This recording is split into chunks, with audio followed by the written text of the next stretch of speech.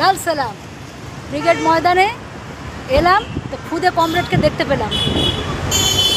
ওকে, ভালো করে পড়াশোনা করবে। ওকে, চলো, বাই বাই।